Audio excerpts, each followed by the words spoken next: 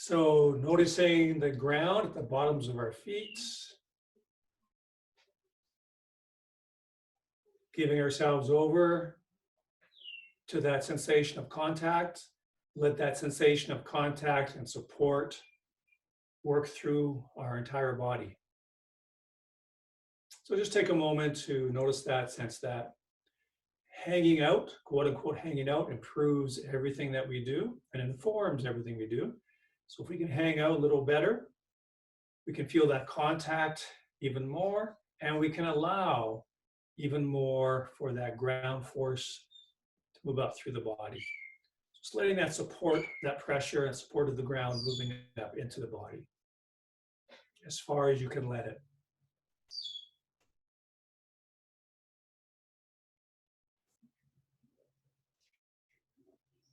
Working the alignment a little bit, the back of the neck is pushed back, opening, lengthening back of the neck. The same with the lower back. Consciously letting the shoulders sit, letting the weight of the arms and hands pull the shoulders straight down, consciously releasing the abdomen.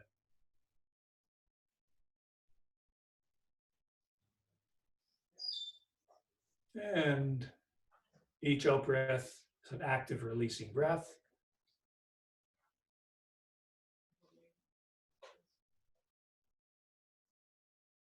And with each out breath, letting the feet open a little bit more, letting more weight exit through the feet. And paralleling that with an opening alignment of the body.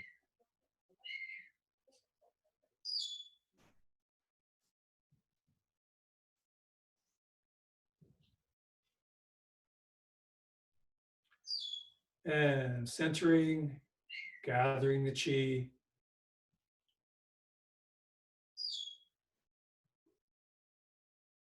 Still letting the weight fall freely through the legs and feet, more and more with each breath.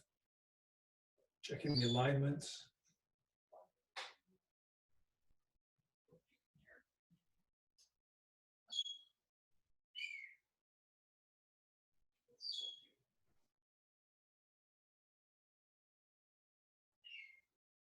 One of the specifics we need to check fairly often are the knees, and having a sense of the knees magnetically repulsed away from each other, or emphasizing, energizing the outside edges of the feet, just to counter that tendency to fall in with the knees. And eventually you'll be able to really feel an energetic difference. When I open those knees away from each other, or physically get the knees right on top of the feet, I can feel the physical body structure being more open, more empty, for the chi to flow more freely and for the weight to fall away. So just a little bit of a difference with those knees can open up the entire body.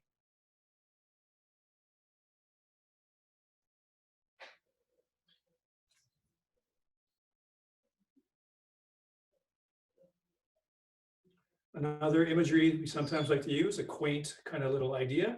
You have a Velcro strip on the back of your head, and you have another Velcro strip on the wall. You walk back to the wall and connect the two Velcro strips and then just hang out. Kind of the value of that is it keeps the back straight. If you imagine that you're up against the wall, so that's kind of a good guide to have that spine long and straight. So you're against the wall, and then you can hang out from the head. The knees would bend a little bit. The feet would enter the ground, the belly would release. The neck would lengthen. And as you breathe out each time, you can hang out a little bit more.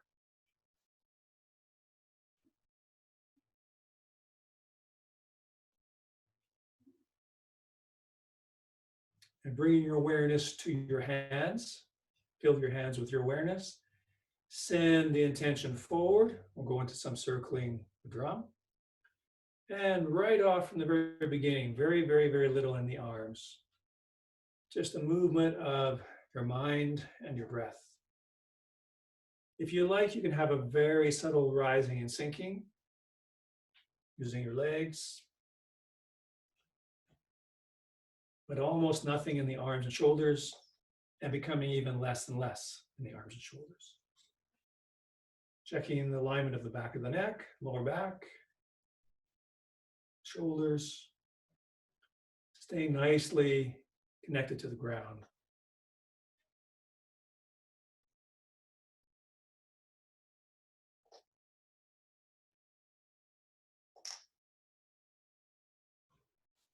Send your mind clearly the other way and just watch the arms follow suit.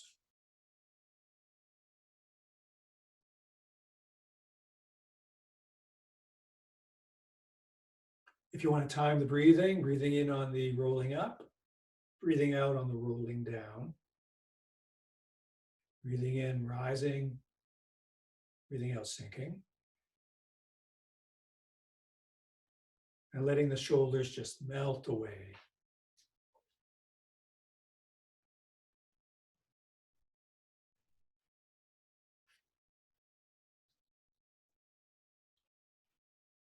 Gently shift to one leg, opening the other foot to the 45-degree so that you can step straight forward.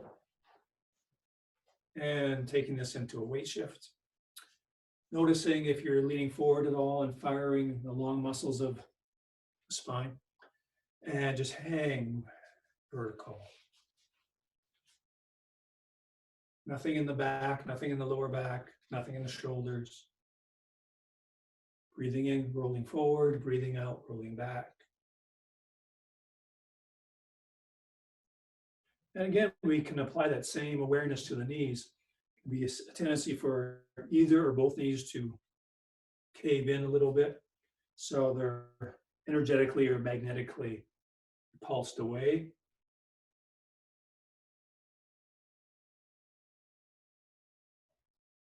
Releasing the shoulders more and more, releasing the abdomen. Sending the mind clearly the other direction and observing your hands following that change in mental direction.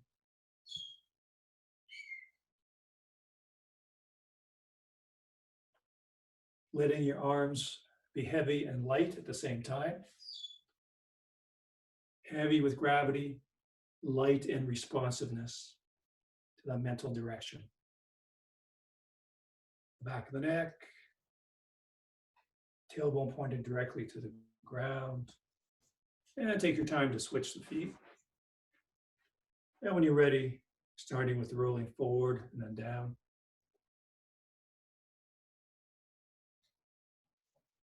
Arms are just hanging. You're only moving because of the mental intention and the breath.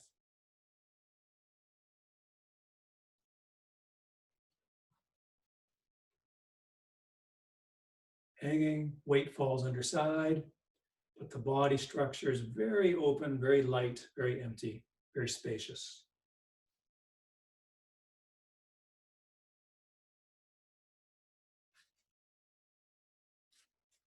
Sending the mind the other direction. Notice and wonder how the arms just follow. It's a moment of wu-wei. It's a true moment of non-doing, letting the body follow the mind.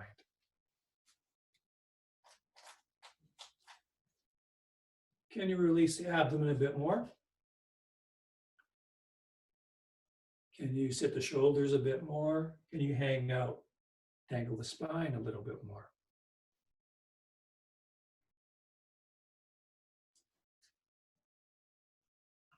Bringing the feet back to shoulder width and parallel, the hands roll up in front of the chest, breathing in is expanding laterally without the muscles doing that action. It's the breath and the mind. Body, the arms in particular, are soft and light enough to follow the winds of the intention.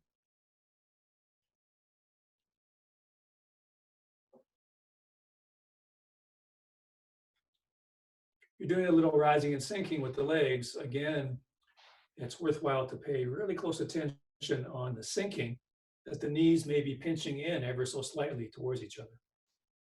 And the knees directly over the feet.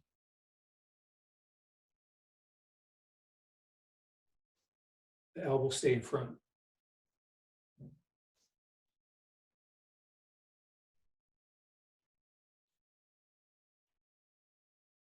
And on the in-breath, an opening, expansiveness, very energetic.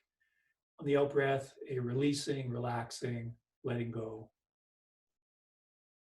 Energetic, vibrant on the expansive in-breath, and emptying, releasing, letting go on the out-breath. So very yin-yang, quite a different quality and feeling between those two movements and directions.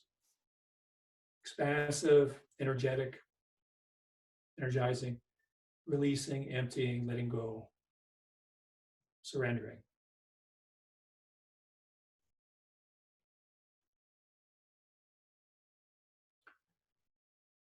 Letting the hands drift forward and down until they find a resting place on a sphere of energy in front of the abdomen. You may find that the shoulder joints are opened and even pulled open as the hands rest on that sphere. Elbow joints release. Even the fingers lengthen. Again, notice if there's any countering by pulling back with the back, and you just want to hang the cage of the hips or point the tailbone towards the ground to counter the weight of the hands.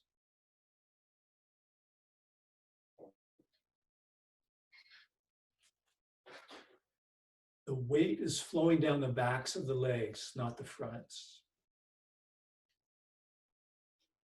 If the tailbone is pointed down and not pointed back or arched back, pointed straight down and lengthening the lower back, that will allow the weight to fall down the backs of the legs.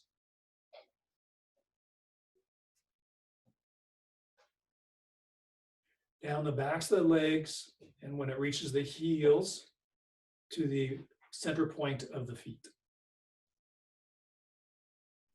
Just behind the balls of the feet. So straight down the back. When you get to just before the heels, enters into the ground through the bubbling well points, just before the balls of the feet. Release the abdomen, let your breath become more full, and that will push the energy ball out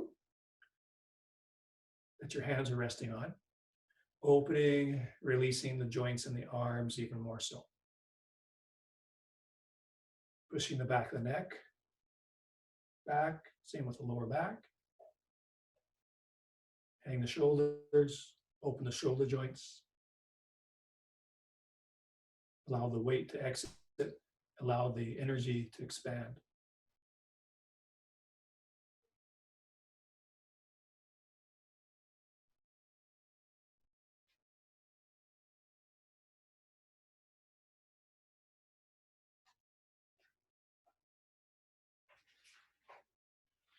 Continual process of releasing and opening, aligning, realigning, back to releasing.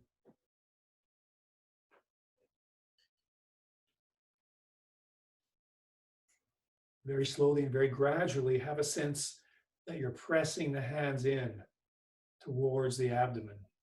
And it takes a bit of pressure to do that, pushing in against that ball of energy, pushing in against that sphere of energy, packing the energy into the dantian very slowly. And you can back off a little bit, push back in, let the hands expand back out slightly, and then gain a little more ground. And when you push in, expand back out again, push back in,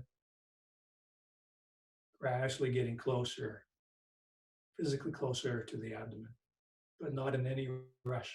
In fact, especially when you breathe in, pushes your hands back out. Breathe out, press back in a little bit further. There's even more pressure because when you breathe in, expands the hands back out. Breathe out, you have to push a little further to gain ground. So breathing in, expanding energy in the arms back out. Breathing out, pressing further in. That pressure is increasing.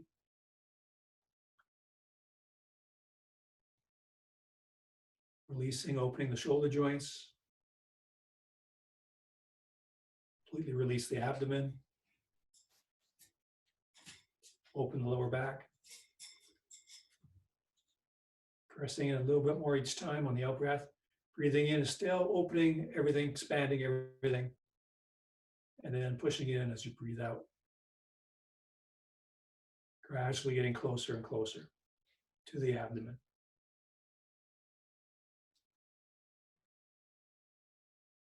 Once in a while, coming back to the back of the neck, lower back, or the entire spine.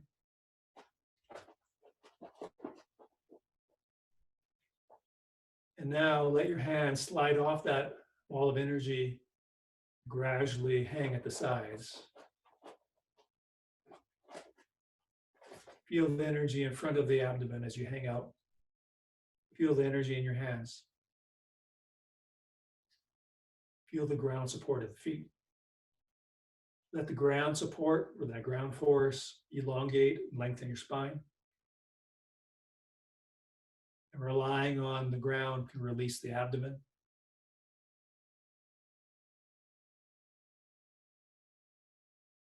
Ensuring that the knees are bent a little bit. We'll go into a little bit, very, very small and gentle at first. Arm swings, lateral arm swings, that's just turning the hips. So there's no weight shift here. Hang the tailbone, release the abdomen. Feel the weight of your hands.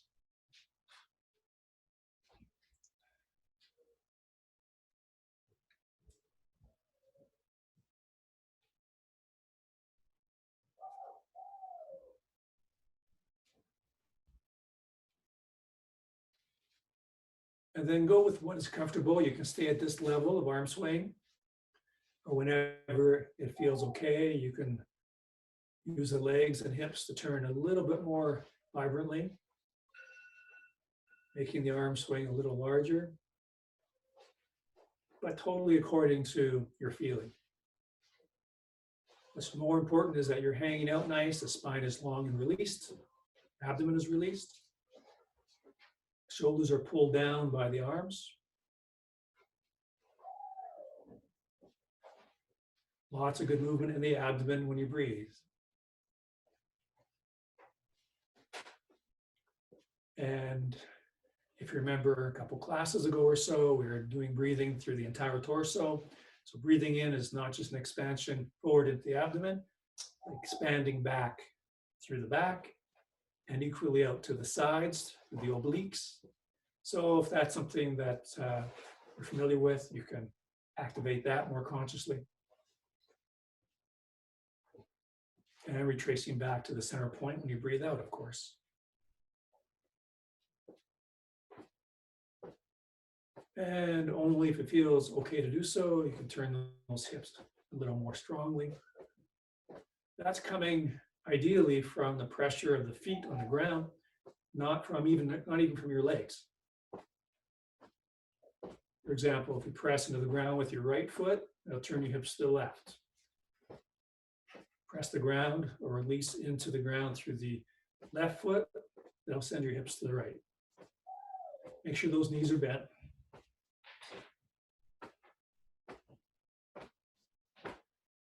And see if you can let go of those arms a bit more. A continual process in releasing, letting go. Back of the neck, lower back. Shoulders pulled down by the arms. Access the ground for your movement. So in a sense, the ground does the work. Our work or our responsibility is our personal alignment and our breathing. But we transfer the physical work over to the ground. And the physical stress of standing over to the bones.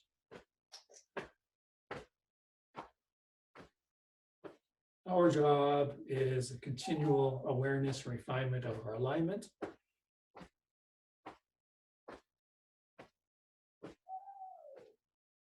And awareness of our breath.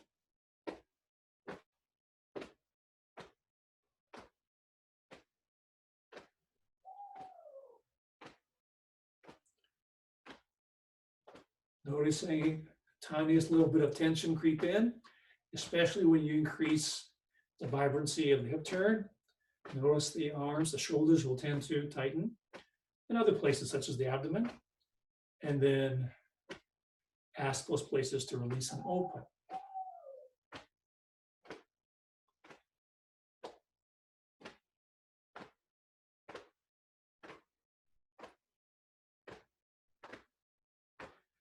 And then gradually, on your own time, we'll take a wider stance. Very important that you keep your lower back flat. A little wider, toes out slightly, and then we add a weight shift. Staying just as soft and relaxed, even though we have a larger movement. Can you release those shoulders a bit more? How about the abdomen? Is there a little bit of shortness in the lower back, a little bit of shortness in those lower back muscles? Can you lengthen that area? Is there a little bit of constriction or contraction at the back of the neck? Can you open and lengthen that area? Can you give more work over to the feet, which is really the ground? Process of releasing, dropping, hanging.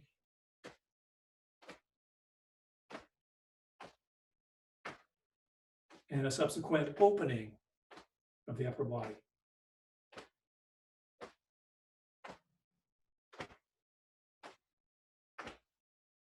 Playing with the feeling and the action of a more vibrant hip turn, and noticing any ensuing tension that creeps in, and see if you can dissolve that tension. Again, any increased action is because of increased use of the ground.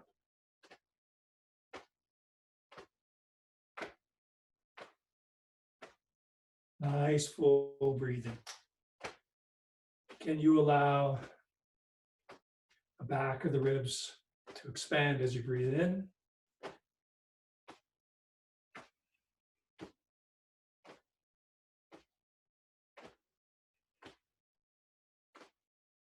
Can you let go and release those shoulder joints a little bit more?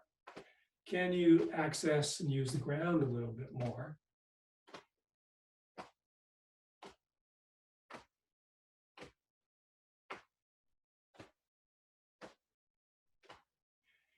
And gradually winding down when you choose to, just a little bit. Just coming to, we won't come to a full stop, but kind of just letting gravity and momentum work for you. Hang out and breathe. When you are ready, we'll do the alternate hip turn.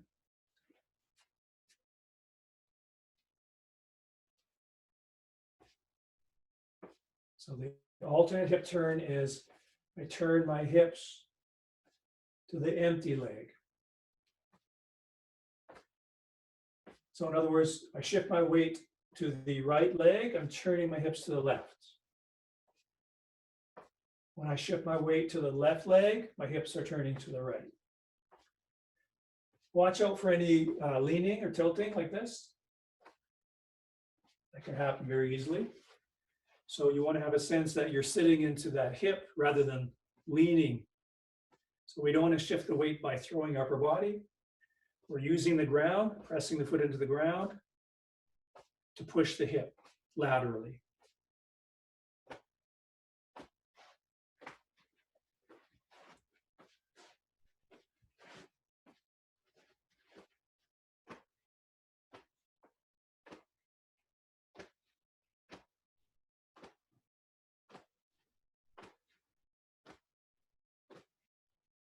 Again, it's really important to have the lower back released and open, or at least physically long, tailbone pointing straight down. It's quite easy to strain the lower back when it is tight and shortened. Just let those arms and shoulder joints go, let them go. Let them be flung around like wet noodles.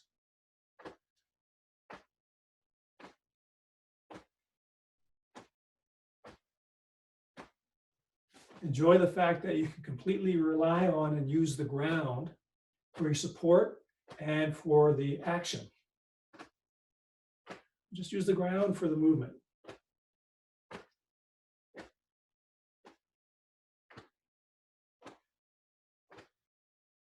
And progressive releasing of everything else.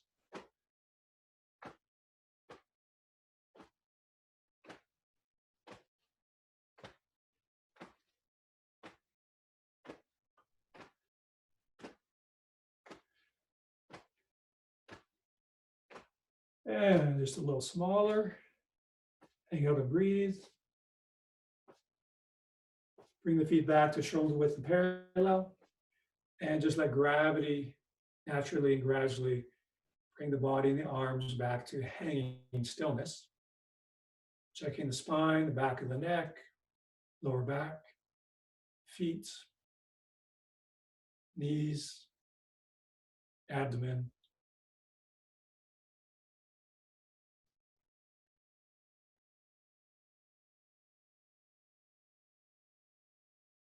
Have your intention flow out to the sides, out through your arms, out through the fingers, way out to the walls or the horizon, out to the sides, and then slowly down, drifting down. On your own time, and imagine the arms growing long, joints opening, the arms growing long, including the fingers. Release the abdomen, hang the tailbone. Longer, longer each time.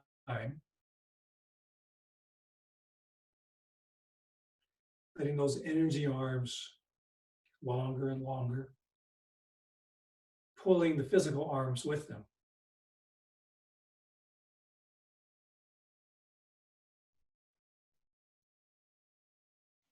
Now this time on the way up, they stay up, not by holding up, but by the extension outward, laterally, the pulling, the stretching, the opening, buoys your arms up.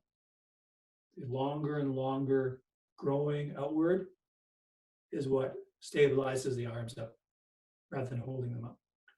Then spiraling in that outward direction, rolling the hands together up and the arms together down. Again, a sense again of an outward spiral flowing out through your arms and hands. Outward spiraling keeps the arms buoyed up. And then rotating alternatingly, mainly as a function of outward spiraling, outward flow. Not much contraction or physical effort. Spinning vortex of energy rolling around the arm bones and making the arms longer and longer and longer.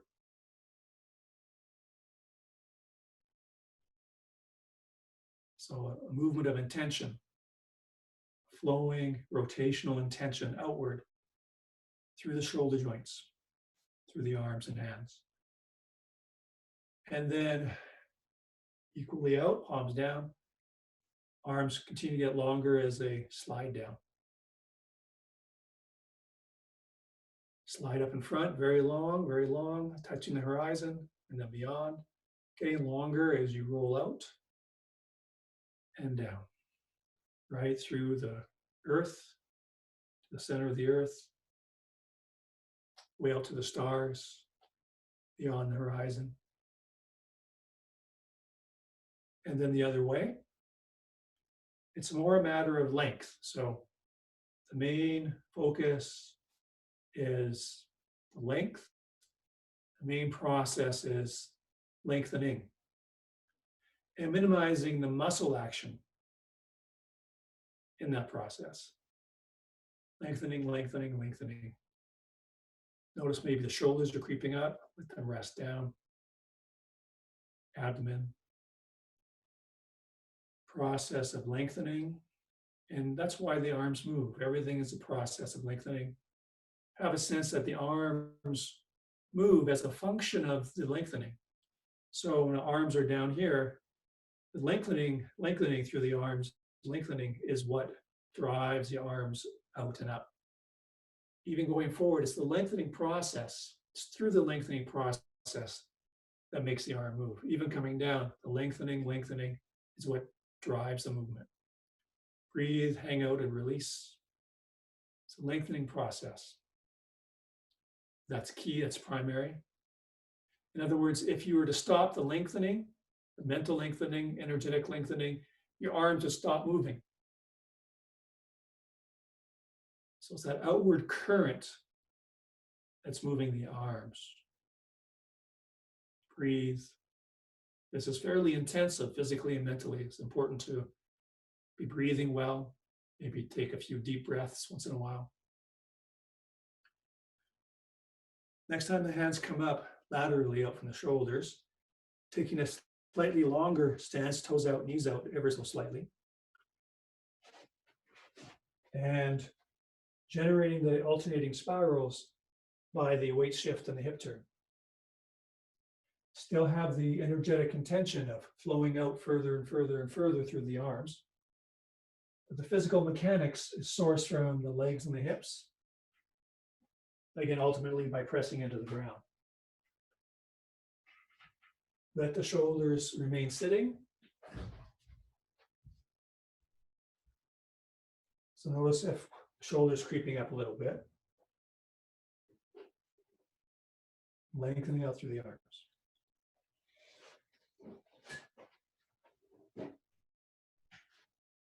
Have a sense that the muscles are wrapping around the bones. Right from that leg that you're pushing off of, right from that foot you're pushing off of, the muscles twist and spiral around the bones. And that continues up through your torso, through your arms. So an internal spiraling that's reflected physically, muscularly. Muscles spinning around, circling around, spiraling around the bones, through the torso, through the arms. Like wringing a towel. Like wringing a towel, but you just have a very clear outward vector out through the arms and hands. So let the fascia be stretched from that leg through the torso, out through the shoulders, through the arms.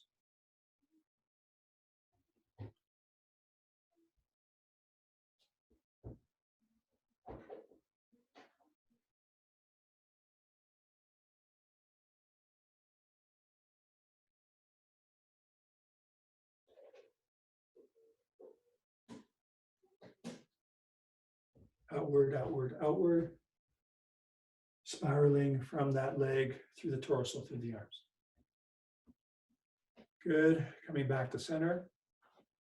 Breathing in, coming up, breathing out, pressing down center line. Breathing in, rising, gathering, breathing out, directing everything down your center line. This action here is like a gathering, and then directing down your center line down into the Dantian. Gathering, scooping the energy, directing the energy down into the Dantian. Hang the tailbone, lower back flat. Gathering, sweeping, directing the energy down front of your body into the bowl of the hips.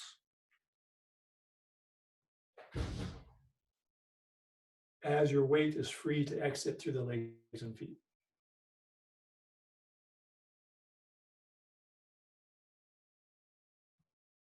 And inch your feet in, back to shoulder width and parallel, breathing in. Arms roll back behind the body slightly. Breathing out, arms roll forward, backs of the hands facing each other, but not quite touching. Breathing in, arms roll back, chest opens. Breathing out, arms roll forward, back opens. And then try to replace the muscle work with simply the breath and intention. It's quite natural when you breathe out to have everything roll in front. Very natural when you breathe in to let the front open. So to give all the work over to the breath. As you let the weight exit through the legs and feet.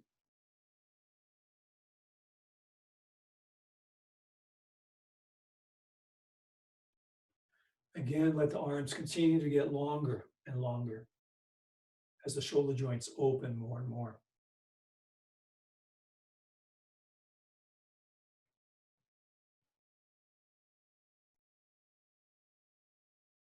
Arms continue to get long and open.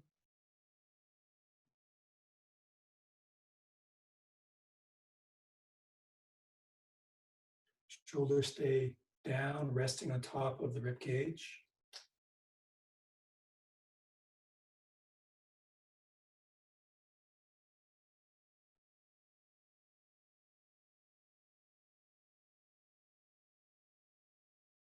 Movement of mind and breath.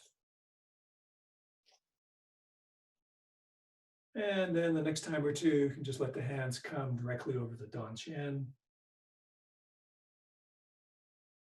Hang out, weight through the feet. Mind and breath resting in the abdomen. Each out breath is a releasing and opening breath.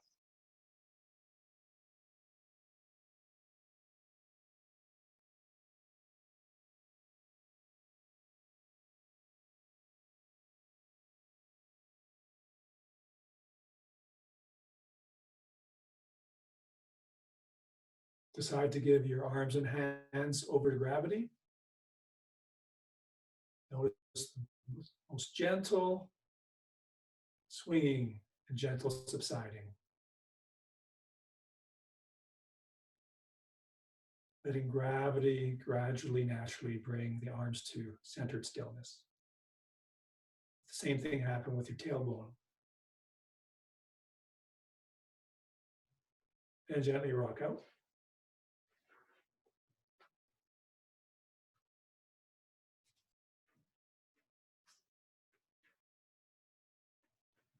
Okay. Are there any specific questions at all?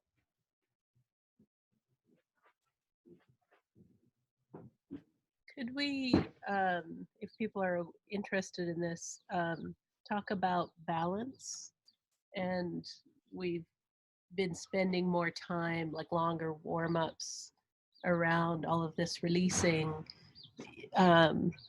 but in all of the one leg, or even ones that, were mostly on one leg with one toe or something, how to kind of apply or bring into these higher stakes movements with these principles or these elements, like any one of them, really. Like to me, there's a long road for improvement for me. As you're standing on basically one leg? Yeah, I mean, usually golden cock sort of is a good one, but like just how to retain it in the motion onto one leg. Yeah. Yes. If that's good with people, if people have other questions, I'll be working on that one for the next decade. So, no rush. Absolutely. That is the challenge. And it is really good if people very consciously take that into their work. So when they are standing on one leg, whether just simply a balance step or you're actually literally on one leg, yes, you want to really endeavor be doing exactly the same thing as if you're standing in a more comfortable way on two legs. So that definitely is part of our development, is to take that into any position, any possible structure, position, posture, to bring this into every shape. So indeed, it's much more, if you can just kind of gingerly touch some of these principles or just one of these principles in standing stationary, you're just gingerly, barely, tenuously having a connection to a principle, you'll probably lose it as soon as you go into movement. And you'll probably lose it as soon as you're standing on one leg. So what's really good is simply noticing that you've lost that connection to that principle, or you lost it to a large degree. It's great awareness. And as we have often said, just that awareness of, oh, I don't have it anymore, or oh, I've tightened up, or oh, I've lost a lot of this, or I've lost it completely. That awareness is a win, and it's a big win. The only thing that will screw us up, the only thing that will hold us back is if we stop training, stop practicing.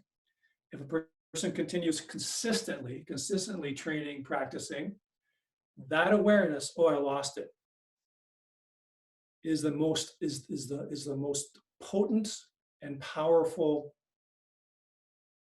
quality. It's the magic key, is awareness, even more so than intention.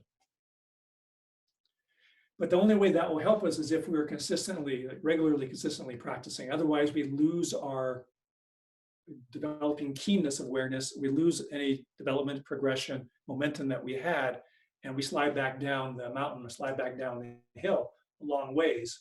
And so we don't have that consistent progress. So yes, one leg is much more difficult. When you're in the set, you're conscious of that, be mindful that it's going to be more difficult on one leg. And so notice when you compensate by doing these things we know aren't the shape for Tai Chi. Just again, back to awareness, simply being aware, oh, I'm compensating by tilting, noticing those things. Doing stationary positions. Give yourself the credit and the allowance that it's going to be harder on one leg. And so you kind of starting from another place, got to give yourself even more allowance and forgiveness and acceptance that it's going to be harder on one leg, and maybe what you thought you had, you might lose it all on one leg when you go into movement. That is completely and utterly normal. So part of this awareness is noticing when you get hard on yourself, oh, I lost it again, or I can only do it if I do it in this position, or if I stand in one place and I lose it anytime I do anything else. It's all universal experience for everybody. So awareness will come in and helping you notice when you're doing a number on yourself as well. You're being harsh or judgmental or hard on yourself. And just notice that. As best you can, give yourself more space, more allowance. But even if you can't give yourself more allowance, notice that. Be aware of that. So awareness. Having said that, again, I'll jump back to, again, what was mentioned last class or two. It comes down to strength. Again, so to access these principles and to access them for any length of time, comes back down to the mundane simplicity of strength and stamina. And that's basically base platform, strength and stamina. If you don't have a good amount of strength and stamina, you can't hang out there long enough to access the principles. And if you can access the principles for a short time, you can't hang out there long enough to really start to build on it. Go back to that basic idea of strength building and building the stamina. But let's continue with that in mind. Let's go, we just spent a fair amount of time on standing. Let's go into a position from the set. And again, because of the question here, we're working on not even an end position, but a position that we're on one leg. So why don't we start with the preparatory position for brush knee. And so this is good because I've been having this thought in mind for a little while of working with stationary positions. And all these things we work on with standing. Again, in these stationary positions. So this is kind of nice that it came up. So if I'm in the brush knee ready position here, what tends to happen? Maybe a leaning back, maybe a tightening and or straightening of the knee. The reason why a tightening or straightening of the knee is going to happen is because I don't trust in the strength of the thighs and the legs yet. And if you don't trust in the strength of the legs and the thighs, it's because you don't have the strength and the length in the thighs. So your intuition is correct. So I'm locking my knee or tightening my knee for a good reason, because I don't have the strength in the legs. So just notice right now it's about awareness and noticing. Notice what happens when you don the ready position for brush knee. and go in and out of it quite a lot. Don't spend a lot of time there for now. You do want to increase the amount of time that you're spending here in this intermediary position to build the strength and to work on these things in this more challenging position. But that might be too much right now. There's a really good value to going into these movements repetitively to a large amount of numbers, but for a very short period of time. Because then you get a lot of glimpses of what you tend to do. For example, I'll notice a little bit of leaning back. I'll notice a little bit of tightening, pulling in with the shoulders, and maybe a hiking up of the shoulders. It's very, very minuscule what's still happening. And if I do it a lot, I notice other things. Oh, a little bit of tightness in the stomach.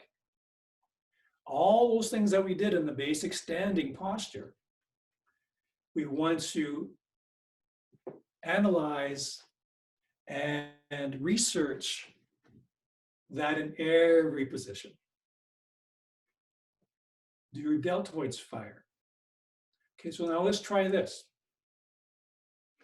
Very much connected to what we've done so far. When you put your arms up, we know we don't really want to do up. So once you're on one leg there, touching down with the other foot, lengthen out through your arms, lengthen out, lengthen out, lengthen out, lengthen out. And have that the reason why your arms go into Brezhnev position. So you're not putting your arms in Brezhnev position, you're hanging out and then lengthening, lengthening, lengthening, lengthening.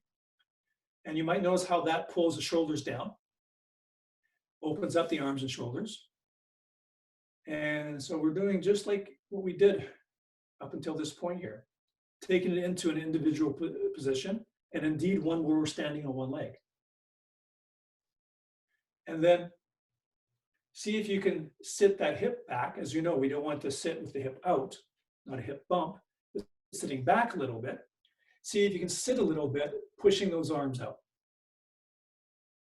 And then maybe stay there for a breath or two or three or a few seconds and approach it as a mini standing, a mini standing practice.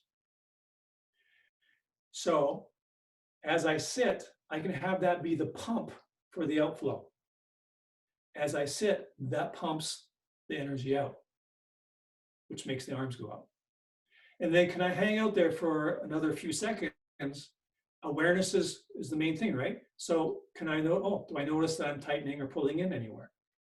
Or can I, as best I can, allow it to stay open or maybe even opening? Of course, a few on the other side.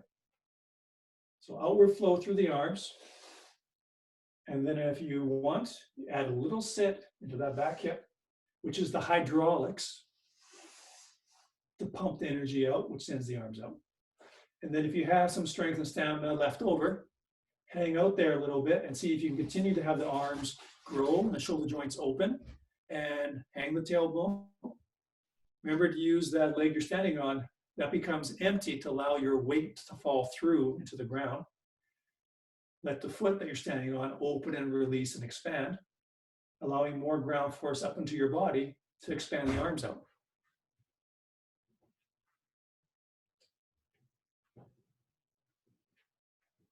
Let's take another one. Let's take stork spreads wings. Standing on the right leg, touching down with the ball of the left foot. No doubt, there's some tightening constriction happening in various places throughout the body. Awareness, again, see if you can just notice where those main areas are. Could be the shoulder with the arm that's up, could be the stomach. See if you can track those places in the body where there's a fair amount of constriction or tightness. Maybe it's the lower back. Again, awareness is the main thing. And so here again, here is underlying the importance of awareness and consistency. It really underscores consistency. If I was just to be aware of the tightnesses that are there in this position, let's say the shoulder and lower back, there's more than that, but keep it relatively simple. If I was just to notice that, and I'm consistent with my practice, noticing every time how tight my shoulder is, how tight my lower back is. And if I just notice it every time, awareness. If I'm just aware of it every time, but there's enough times, that's the consistency part. If I'm really consistent with my practice, this will start to open, dissolve, melt, release by itself. By itself. The process itself will do it. But there's only a process if it's consistent, continuous. There's many, many, many, many dots eventually making a line, consistency. And literally that is the product. If I do enough repetitions consistently, it starts to show me. So that's kind of a magical quality. But of course, the other side of the coin of that magical coin is hard work, which means consistent, continuous drudgery. And that's where you find the magic. So that's the yin and the yang there. Try with single whip before the step. Now there's something in particular with single whip that I'm noticing, and see if you might notice it as well. And it just really makes sense. We have the arms out to the side. One side happens to be the right side. But if I have all this weight out here, there's going to be some countering tensing. Just like we talked about with standing, how we counter the weight of the arms by alignment, and we don't want to counter it by muscular firing. So noticing what muscle firing there is and what countering you're doing to have those arms out there to the side. So I won't even mention them. I'll just ask you to go through your own body, use your awareness. What type of tensing and countering is going on to be here in this position? Now, being aware of those areas of tightness or countering or pulling, all I'm going to ask you to do is hang the tailbone a little bit more. Hang the tailbone a bit more. Flatten the lower back. Sit into that right hip a little bit. Notice any changes that have occurred. There will be some changes that are better just by hanging or dropping the tailbone, sitting into that, back into that right hip. Notice what things that have changed that are good changes.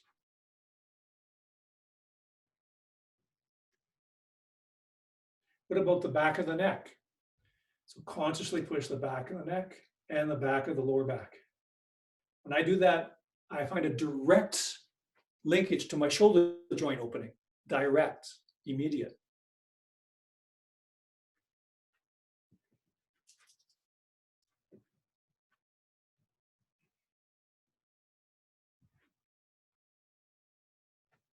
Any comments or questions about that? So this is a really important process, but that's a lot of work and study. But of course, that's where we get rewards and development and progress. Yeah, I mean, what I notice, after different reps, when the sense of that elongation, like the neck, well, really the head, but the neck through the tailbone feels like it doesn't actually stop elongating, then all the balance and all the length issues come together. Yes. So just like the arms, they never stop elongating. Yeah, it's the same with the spine in both directions. Yeah. So lengthening, this idea of lengthening, this process of lengthening, there's different words, but that's one word we could use, is a very important internal development process. Lengthening. And it makes sense, right? Because what's the opposite of lengthening? And the opposite of lengthening is what everybody's doing, right? And I would make maybe a grandiose statement. Lengthening is health, because that's openness and vibrancy. And the opposite of lengthening is normal. People are doing that, but it's the equivalent of death and dying. So lengthening is opening and living and rebirthing, and unlengthening, not lengthening, contracting, is the opposite. And it's another really neat example where you can take kind of one process or one principle, so to speak, or one feeling, lengthening or extending, expanding, Bring that into everything you do. Like in this case, talking about, okay, what about positions where we're standing on one leg? Take them into, isolate them to all these, that's why it's called study. You're picking things apart in some ways, right? Just like a scientist or, a good student, analyzing, studying, bring this into individual isolated parts in the set, bring it into small sections of the set. But it's very worthwhile to spend a certain length of time, a week or a month, where you're picking a particular principle or a particular feeling, lengthening, opening, and kind of dwell with that and bring it into everything that you do, including off the mat, so to speak, in my case, off the rug. Reach for a glass, have that be a process of lengthening. Reach for a door handle. Of course, you're wearing gloves, right? No. Everything you do, even wrapping your hand around your toothbrush, can be done by a process of lengthening. And what's really interesting and phenomenal is, let's just take that simple, mundane example. Grabbing a glass or a toothbrush in a normal way, it won't feel wrong or bad until you compare it to grabbing that object by lengthening. And you go back to grabbing it the normal way, it feels unhealthy. It feels restrictive. It feels taking away from life. Where the lengthening process is a life-opening, life-giving process. Now, of course, at first, it won't make sense to people. How do I grab something by lengthening? So there's a bit of a dissonance there. It takes a while. Again, fake it till you make it, continual practice, even though you don't have a conscious sense of things. It will show itself to you over time. It will be revealed only if a person is consistently practicing and training. But just that aspect of lengthening, as opposed to the opposite, completely different. It feels very holistic, very alive, very different than normal action, normal process. So that's thank you for that question, and for wanting to look at a specific situation, a specific aspects becomes a microscope for everything else. Any comments or questions?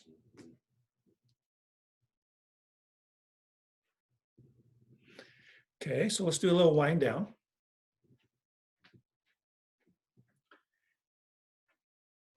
So perhaps one of the first things is, how well am I hanging out, or how well am I giving my weight over to the ground? How much can I let the earth or the floor support me? But the work that I have to do is, can I align myself vertically and nicely? Because if I just give all the work over to the ground, there will be a slumping, a deadening. We're back to the difference between life-giving or a deadening.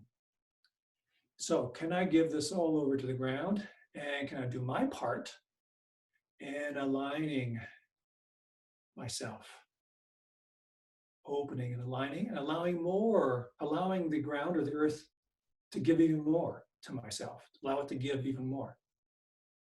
As I do my job, my part, I can access a bigger part, a greater part of the universe. Tremendous dance between yin and yang. Tremendous dance between intention and letting go. Intention and awareness. Difference between an intentional mind and an awareness mind. So that's the dance. Intentional mind and observational mind. Those are two aspects, yin and yang. So as we stand here, employ the intentional mind. Can I align my skeleton as I know that I need to? That's the intention. An observational mind. What has that done for me? What happens when I do that? What changes? What happens? And it becomes more and more self-refining, self-guiding. The dance between intentional mind and observational mind. And hands over the Dantian, choosing to focus my awareness, my mind, my attention into my core, bowl of the hips. Hang out, release through the legs and feet, but also centered, settled, resting my mind and breath in the bowl of the hips.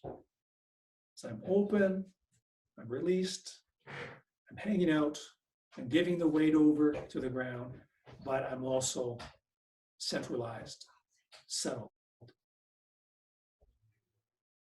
And as I have a sense of settling myself, centering or settling myself, can I allow myself to be more and more open? Eventually that will be correlated directly. Just like releasing weight through the legs, I want to correlate that with opening up the physical structure of the upper body. The more I can release down, I want to directly relate that to an opening up of the body. Same here. The more I can settle, this is a little more energetic. The more I can center and settle, can I connect that to an opening? The actuality is the more you settle and center, the more you can afford to open and release. If you're not settled and centered, you can't afford to open and release. There's too much fear, there's too much conditioning, there's too much habit, too much concern, too much thinking, too much presupposing, guessing. You can only afford to open and release and allow that to happen naturally as you settle and or center. Taking a long conscious breath in through the nose, choosing to breathe out through the mouth, release the hands, breathe normally into the belly, and just enjoy the process of the arms swinging totally naturally with gravity and momentum. Hang out, weight through the legs, tailbone hanging, and just be with the process of the arms gradually brought to vertical stillness. Totally natural process. And you're joining with that naturalness. Noticing back to awareness. Noticing how this feels, what it just does. Noticing, feeling. Deep breath or two, gently rock out.